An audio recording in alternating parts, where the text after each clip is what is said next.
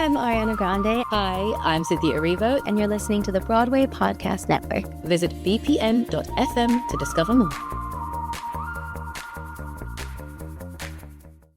Hey, I'm Sadie Dickerson. Welcome to the Theater Podcast with Alan Seals.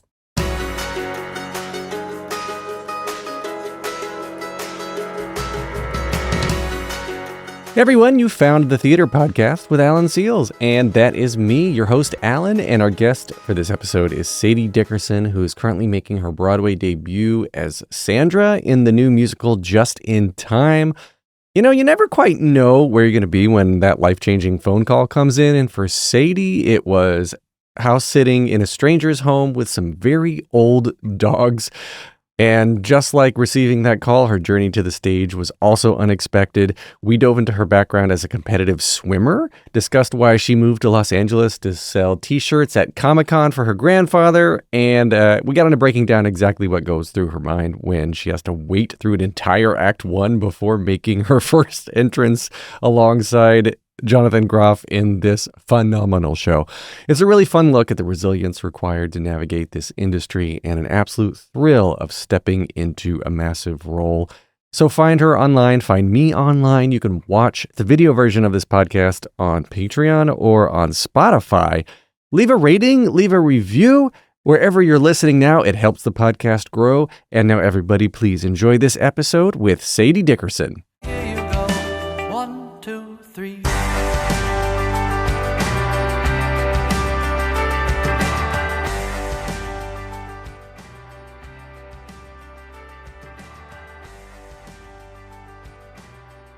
Our guest for this episode is originally from Austin, Texas, a graduate of Missouri State University, and has been seen off-Broadway in Vladimir at the MTC, that is Manhattan Theater Club, and is now making her Broadway debut as Sandra D in Just in Time. Sadie Dickerson, welcome to the Theater Podcast. Hi. Happy to be here. Thank you for joining us on what is probably a massively busy 8-show-a-week schedule that you have in one of the hardest shows I've seen anybody perform in a long time. Well, I'm only in one act, so I guess I get a little bit more rest than anybody else does. So technically then you say you're working like four days a week? You only get 4 days a week? The equivalent of 4 days a week? 4 shows a week? Four shows. Wait, so. eight shows. Hold on. My math is not mathing. Never mind. Okay. So at school, you got a BFA in musical theater and a certificate in acting for camera. What is the certificate? Yeah. So the certificate was included my junior year is when they started doing it. And it's basically kind of like a minor. I don't know the difference between a minor and certificate. I couldn't tell you. But basically, you just took like a bunch of extra like acting for the camera specific classes. We had acting on film, acting and auditioning for the camera, like TV acting for like sitcoms and stuff like that, commercials, really, really cool stuff. Yeah. So is it basically like you take the same material and one of them makes you go big and the other one makes you go small? That's kind of the idea. Because I mean, there's like at least what we were taught was basically the fundamental difference of stage acting and screen acting is that it's, you know, on the stage, you're feeling all those feelings and expressing them in a way that will read to the back of the house. And on film, you're feeling all those feelings, but it's contained. So it's not that there's a lack of feeling and a lack of emotion, is that you are feeling it. It's all processing, but it's just slightly more contained and you're only playing to that camera rather than like the back of a theater house. Which version is more closer to the normal Sadie, the everyday Sadie? I'd say probably stage. I started stage. I have a fairly bubbly, fairly big personality, I think, and most of the time. And so I think for me, it playing to a larger audience seems to come a little bit more naturally, but I always enjoy seeing how much I can put myself in a little like pressure box and like of emotion. That's I've always had trouble with that myself. I've been like, because like when I'm on camera, I have a tendency to be big, but when I'm auditioning for stage, I have a tendency to be small. So it's this weird problem. It's weird. I think I need to go get a certificate for acting on camera is basically what I've I guess gleaned already. So. Well, where did it come from though? Did you have a big performing kind of environment around you, or originally from Austin? There are a lot of Texas people that make it to Broadway. Was it just like you saw theater around you? I started competitively swimming growing up, and I only started theater because my sister started theater, and she's older than me, and so like as a younger sister, I just naturally had to like copy everything that she did. And so I got into theater, and then I was like swimming and doing theater both at the same time, and it got to a point where I was like, okay, I kind of have to decide. Which is crazy, like going into your freshman year of high school being like, okay, I can't do both, so I kind of have to decide what my career, what my life is going to look like. And I chose theater, and I was lucky enough to grow up in an area that was high school theater in Texas is just a whole other thing, and Austin is a huge high school theater community. There's so many opportunities outside of high school. I trained at there's a theater called Zach Theater in Austin, Texas, which is one of the bigger regional theaters in Austin, and they have a pre-professional company, and I was able to train at Zach PPC for a couple of years, most of my high school years, as well as do my high school theater program, which obviously just gave me like so much experience, and like I loved it so much that I was exposed to all the incredible things. Yeah, because PPC, I was going to go the pre-pro co. I think that's more fun to say. Yeah. Let's call it the pre-pro co. So then, okay, competitive swimming, that is intense. Swimming in general is intense. You still got the lats to.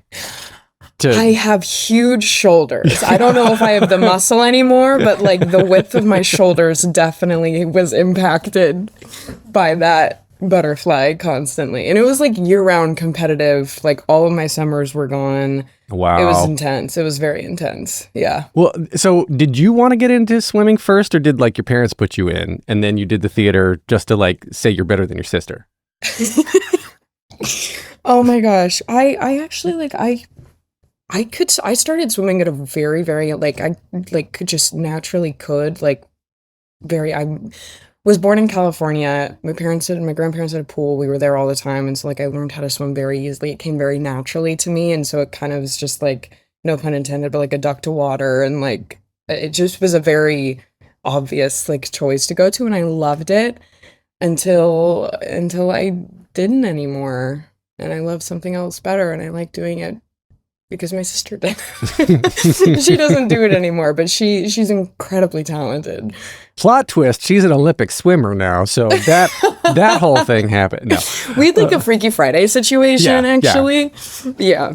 No, that's interesting. I wonder how much of the lack of enjoyment for swimming came because it was competitive. Like if you had just been allowed to do it for fun, if you would have wanted to still do it, and you then gravitated towards theater because it was the more fun option at the time, and maybe still is. Mm-hmm. Definitely. I also think that it is very competitive, but it's also competitive in the sense that you're only competing with your own last time. It is very individual, and it's very isolated in that sense. And I think I found a community within theater that was just so open and so team oriented that I really loved. Yeah, theater is very team oriented. It is, yeah. Yeah, people who don't belong. I see this all the time. People who don't belong anywhere else all belong together on stage. Yeah, and totally. Did you feel that though? I feel like you probably, being swimming, you're good at it. Doing well in theater. If you're good enough, I'm going to jump ahead for a second, because if you're good enough to make it to Broadway at the youngest, one of the earliest points in your career that you can right now, you're probably pretty good in high school too. So did you feel like in high school you didn't fit in, or or did you fit in once you found your theater people? I think once I found my theater people, I definitely found a community there that I didn't it's interesting because I felt like I definitely fit in swimming wise too. But I don't know, it just felt like a right fit for me. And I loved my experience in high school.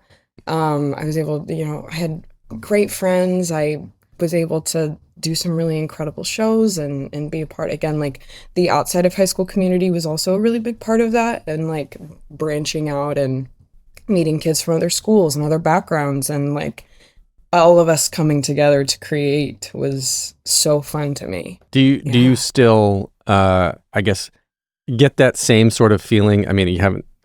This is still. It's been like it's been decades. It's been literal years.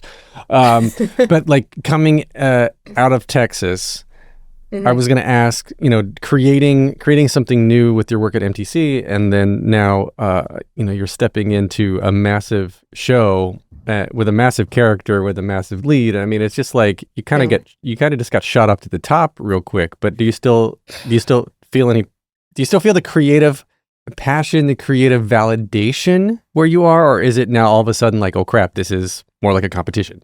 Not at all, actually. In fact, like I think it feels less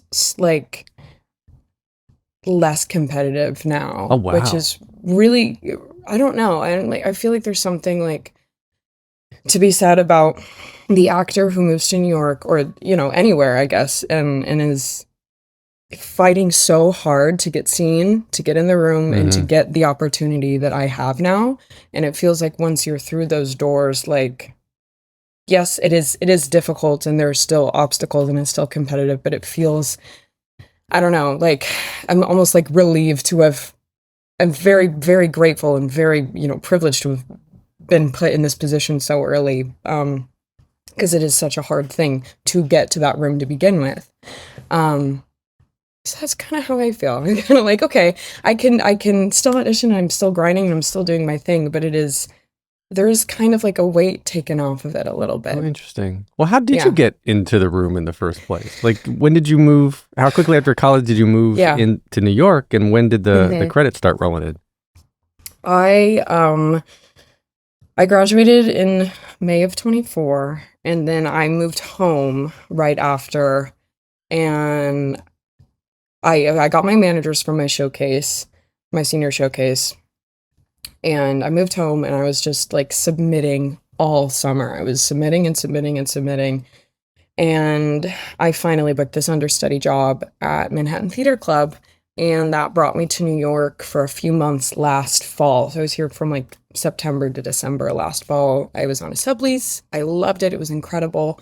During that time that I was understudying, I got a tape in my inbox for Just in Time for Connie, actually. And so I put Connie on tape, sent it in. They called me back in. I did the Connie material, went away. They had me come back in. I did a work session with our incredible music director, Andrew Resnick, with like the Connie material. And then I came back and I did the Connie material again. And then after what felt like so long, it was like, it's not going your way. I was like, okay, that's fine. Moving on with my life. A couple weeks later, they reached out to me and they were like, and this was like early December now. And they were like, okay, can you put the Sandra stuff on tape? And I did. And then they asked me to come in and do a chemistry read with Jonathan. And so I went in and I did the chemistry with Jonathan. It was like a bunch of material. I mean, basically the material that they had at the time for Sandra, a bunch of sides, a bunch of songs. And it was great. Like, I felt that was like one of the only auditions that I've gone and been like, okay, I felt really good about that. And the next morning, didn't go your way. I was like, okay, whoa, that's all right. Okay. That's okay. The very next morning. And then I moved to LA after that. So this is December 24, January 25? This is December 9th was my final audition in the room for Just in Time, December 9th of 2024. Wow, okay. And then I moved to LA, and I got in between the same casting team sent me, Jim Carnahan, he sent me an audition for like a workshop for a new show. I ended up doing this workshop that brought me back to New York for a couple weeks in between moving. So I moved in January. I was here for a couple weeks doing a workshop in like March, April. And the very last day of our presentation for this workshop, Jim Carnahan came, he saw the workshop and he was like, you have to go see Just in Time. Jonathan wants to meet you. And I was like, what? And I was like, my parents are here. And so they got me and my parents in. Just in time was still in previews. And we went in, we watched the show, and then I went backstage and I met Jonathan again after. And it was just a really like beautiful moment. He was just like, I just wanted to tell you that like, I loved your audition. I think you're incredible. You know, we talked with my parents, we took a photo, and then I went home and that was it. And I was like, what? This is crazy. This is crazy. Anyway, so that was like April. And then flash forward to August 4th. I remember this day very distinctly because my boyfriend was house sitting, and we were both at the house that he was house sitting at, except he was at work. And so it was just me in this house that I didn't live at, this house that I didn't know, with these very old dogs, very sweet, but very old dogs. And I had a Zoom audition later that day. And usually my team like checks in with me when I have like Zoom auditions, any kind of in person, just like at the beginning of the day, hey, like you ready for this? So they texted me that morning and was like, hey, can you jump on a quick call? I thought they were just going to check in about this Zoom audition. Sure. And I get on the call and they're like, hey, we have the whole team here. I was like, it's both my managers, both my agents. And I was like, I thought I was in trouble. I thought I was getting fired. I was like, oh no, like, what did I do? And they're like, no, you're not in trouble. We have the offer for Sandra on Broadway. After like 7-8 months, I had no idea they were reconsidering me. Wow. They didn't ask me to send anything else back in. It was crazy. And I was just started freaking out. And these dogs, I was like, guys, I have nobody to talk to about this. I'm in this random house with these dogs. And yeah, I just like freaked out. It was crazy. It was the most insane day of my life, like hands down. Wow. That, yeah. I mean, that just goes to show you, right? Like at the time they say no, you don't know why they say no. It might not be because you weren't right for the role.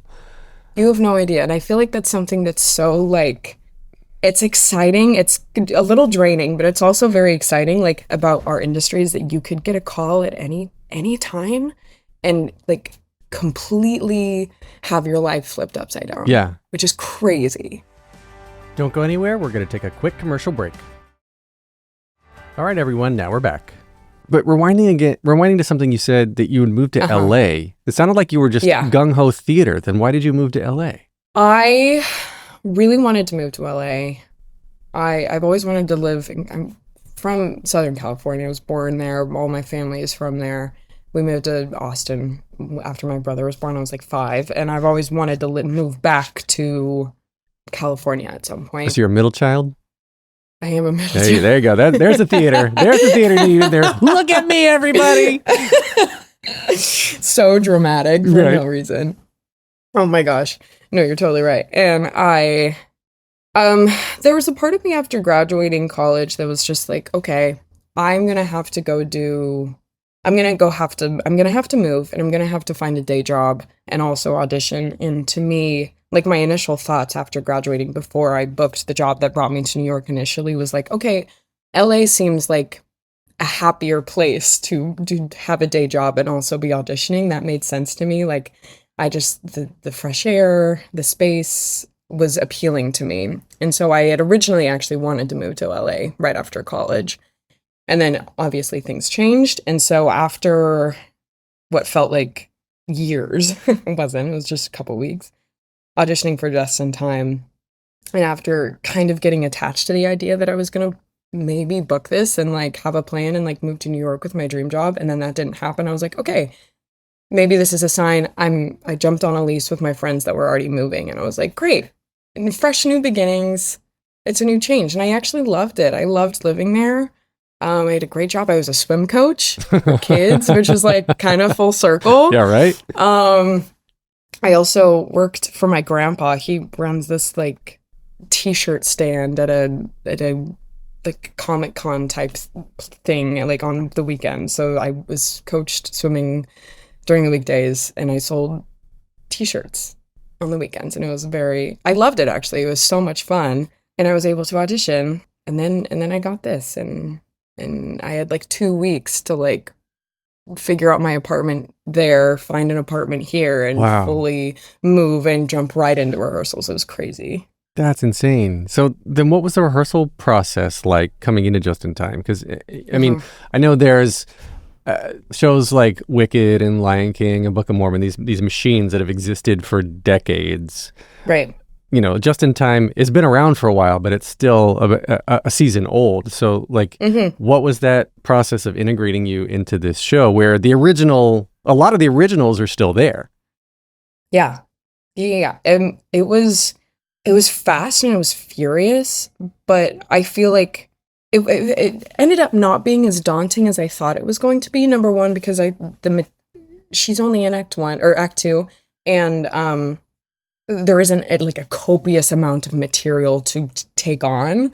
It's like a good maybe like 45 minutes of material, and I had like 2.5 weeks to like really settle into it.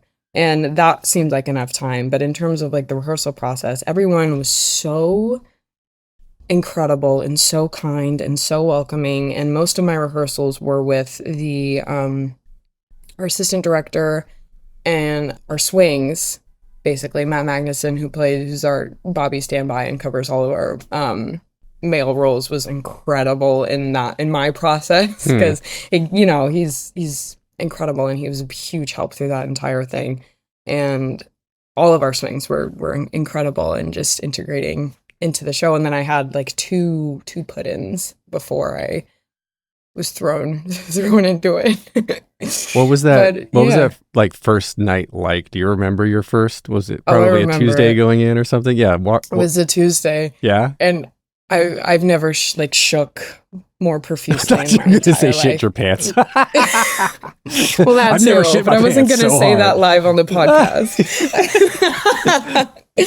I mean, I was just sitting there all of Act 1, like, okay, I'm gonna do it. And, like, it was kind of like a torturous thing to make me wait an entire act before I go on. And it was the first time that I wore my shoes. It was like the first time that I like did anything with the band and the audience. And it was the first time I did it with the audience, which the audience is like such an integral part of the show. It was like so jarring, and I knew that going into it, but I wasn't fully like prepared for the audience of it all. And it was crazy. I got through it. I won't say that it was my best performance by any means, but I got through it. I survived it. And now we're here. So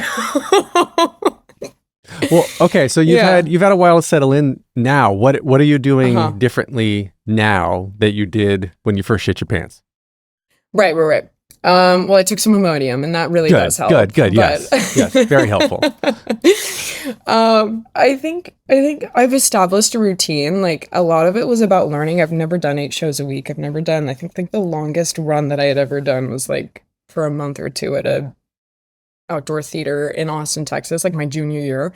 And so there was just a lot of learning curves that I had to figure out. I needed to learn how much rest I need. I need to learn, what foods I can and can't eat, like what my warm-up routine looks like. And there are days I'm like, okay, that didn't work, clearly. And there are days that I'm like, okay, I like this, I feel great. And here's what all the things that I did that set me up for success, and, taking notes of that. So that's been very fun as well. And have you had the pleasure of working with multiple like swing outs or standby covers and whatnot? Like just massive shout out to standbys, understudies, and they're incredible alternates. Yeah, everyone. Swinging is one of the hardest things I've ever done. And I don't know if I would ever do it again. It made me so neurotic of like, who am I going to go on? Am I going to go on? And it was for Forever Plaid, where the harmonies are like half steps apart, and my brain was right. Anyway, but have you had the pleasure of like being able to feed off of all of these different people playing the same role?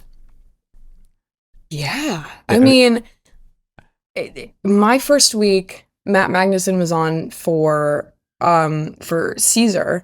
And that was very cool because Matt and I had been doing rehearsals together. And so that was really fun for him to be on. And, and then Caesar came on and we were able to find our groove there. And then, Larkin has been on for Connie. And it's just been like such a beautiful. Oh, and our other swing Shecky went on for the first time a couple of weeks ago. It was so much fun. And everybody has their own energy and their own light and their own joy that they bring to it. And it's just this like big buffet of buffet. Is that a word? Yeah. Sure. Yeah. It's a word. Yeah. This big buffet. I was like, what am I saying? This big buffet of like talent and love and joy. And it's so much fun. It's so much fun when people go on. And it's the first experience that I've had where like, because since it's the longest run that I've ever done, that like we've had multiple swing-ons and stuff, and it's so fun. It would be absolutely nerve-wracking for me, but it's exciting when someone else does it. Yeah. You know? Right. So like backstage, I was looking at your Instagram earlier, and it looks like you guys had a Halloween party, and we did. And yeah, it seems like the cast though. I mean, there's nothing I've heard bad about Jonathan Groff, except he almost hit somebody on his bike by accident once. But that was for fun. But like being backstage with the cast, like it is, like is this experience kind of new with you? Like it's a level of professionalism, I think, that it's relatively new to you, yeah. And so like being compared to what you have had and what you know about Broadway in general, is it like exceeding expectations or just meeting them because you knew things?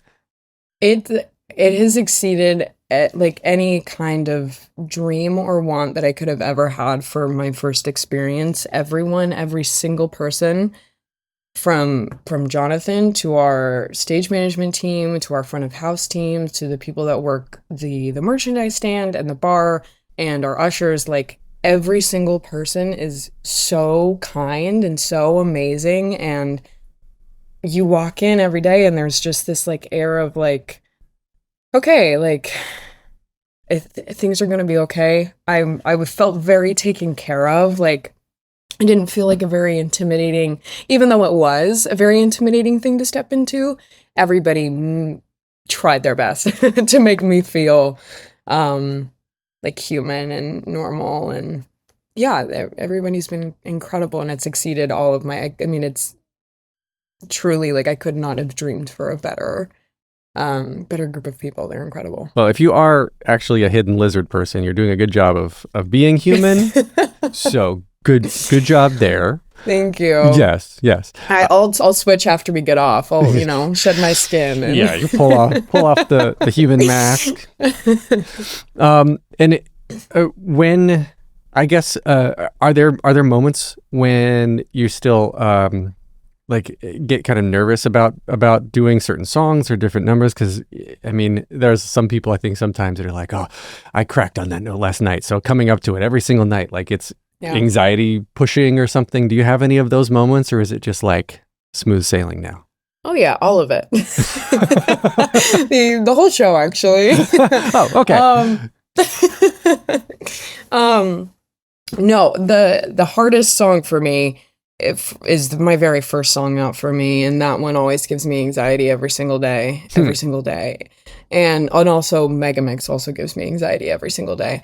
But I think it's exciting to be on your toes a little bit, and it's, it also really forces me to not get too comfortable and to have to like lock in and be very focused and do exactly everything that I need to do to make it the most successful. And sometimes it works, and most times I'd say it works, and sometimes it doesn't, and that's okay, and you have to move on. But I will say it is I had this night on Tuesday, it was a very rough show for me, and it's hard if that song goes wrong, since it's the very first thing that I do. It's hard to like get the train back on track once it's derailed so profusely. Well, if you're not uncomfortable, you're not growing. That's something True. else I say a lot on this pod.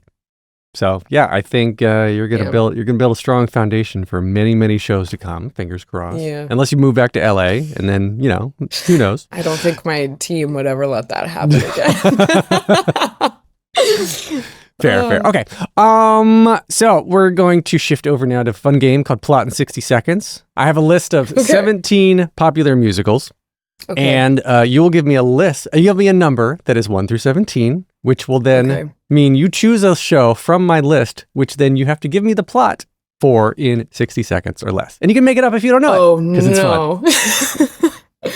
Okay. I will do my lucky number 8. Your lucky number 8. 60 seconds is up on the screen. Your lucky number 8 corresponds to The Sound of Music. Go. 60 seconds remaining. Okay, The Sound of Music. None babysits wealthy children. Lots of them German. They sing lots of songs, and then they have to flee because the 45 Nazis. seconds remaining. And so they run away, and then the nun falls in love with the dad. That's the entire plot. It's the whole thing. It's the whole thing. All right. I haven't seen The Sound of Music in like 15 years. Fair. That would have made you like 15. No, less, younger than that. Jesus. I told you math is not mathing. That was really tragic. I'm so sorry. No, it was great. And the dad made curtains on top of some mountains that were alive. That we'll add to that. The hills are alive with the sound of curtains. Something about the hills being alive. And the curtains. Yes. With music. Okay, so 3 curtains. standard closing questions to wrap up. First one simply is just what motivates you. Ooh. I think this is I feel like I'm very motivated by doing poorly. Is that a weird thing to say? Like, Ooh, no. I feel like I'm sure most people are, but they're very perfectionist based, and the days that I have that go really terribly wrong, I allow myself to get in the dumps about it, and then I find that from that, it gives me just like a little bit of like a boost, and like I can push forward a little bit, and that does help me. I think that makes perfect sense. Does that make sense? It makes perfect sense, because I was going to say, I think I'm the exact same way. And I actually want to pause the second 2 questions and dive into this one, because it's a need for, like you said, perfectionism, which have you dove into your psyche to kind of like figure out where that need comes from? Not enough. Not enough, probably. I just know it's there. I don't know. I don't know if it's just like, I don't know. I'm not sure, but it's definitely there. And as of, I'm sure most performers have this like just innate quality to be perfect, and it will never happen. It will never happen. But the strive to get there, I think not being entirely satisfied all the time is not a bad thing. And like not being super happy with every single thing that you put out, every performance that you do, every audition that you do, I don't think that's a bad thing. I think it means that you can learn and you can grow, and you're not getting too comfortable. That's what I was going to actually say, was that when I do poorly, like I told you, I'm the exact same way. And if I do something well and I can't find something to improve, I get bored. I want to always be improving, because like you just said, it's about learning and about being better. So if you can always just be a better version of yourself, while asterisk everybody around you is coming up and being better with you, right? Like that's what makes me good. Is it if I can be the best me that I can be, and everybody else is along for the ride, then that's the satisfaction. That's the motivation. So I completely get what you were saying. I get it. Cool. All right. Great. Now, second question. What advice would you give to your younger self and younger people starting now down a similar path? I would tell myself not to try to fit myself into a box, not to try to fit a square into a circle box, or, like just be authentically yourself. Sing with your authentic voice. I feel like a lot of times in this industry, especially vocally, we can try to copy somebody's choices, or sound like other people that we think are doing well. And I think the most successful version of yourself is the version that sings and that lives freely as you, as who you are, because you are unique, you are interesting, and that's exciting. That's beautiful. Okay, last question, hardest one. If you could only see one show for the rest of your life, but you can see it as many times as you want, what would you see? This is really hard. I do have an answer though. Yeah. And it's my guilty pleasure musical of all time, Newsies. Ooh, okay. I love Newsies. I really do. I like and that. I'm not afraid to admit it. I'm not afraid. There's no judgment and no shame on this podcast. We are judgment-free, cone of safety, just you and me and then whoever's listening. Yeah. I enjoy it. All right. Where can we find you online and connect with you on social media? Yeah, I'm on Instagram, Sadie Dickerson, and I'm on TikTok, Sadie Dickerson. So Sweet. nothing crazy. All right. I am on Instagram, Threads, TikTok, Facebook. I'm out there. You leave a rating, review, tell your friends. Say, hey, friend, check out Sadie. This is awesome. Thanks to Jukebox the Ghost for the intro and outro music. And Sadie, thank you so much. I've enjoyed getting to know you. Oh my gosh, thank you. Take a deep breath, make the world a little colorful.